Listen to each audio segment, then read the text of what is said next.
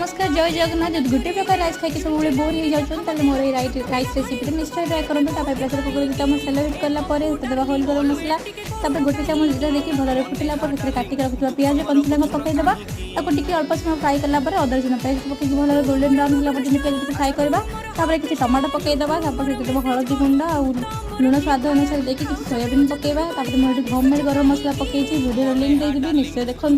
काटिक रखा किसी आलू और धनिया पत्र पकईदेवा आपड़ चाहिए पुदीना पत्र भी ऐड करेंगे। किसी समय भाजीदेला आम रखी चाउल को पकईदेवा मुझे 2 गिलास चाउल नहीं आप 2 गिलास चाउल 3 गिलास अधा पानी ए पकईबे चाउल टी आम भल मिसईदेला पानी की पकईदेवा पानी पकई भांगुड़ी प्रेसर कुकर बंद कर देकी आम यहाँ मीडियम फ्लेम 3टी हुइसल आसला पर्यटन वेट करवा।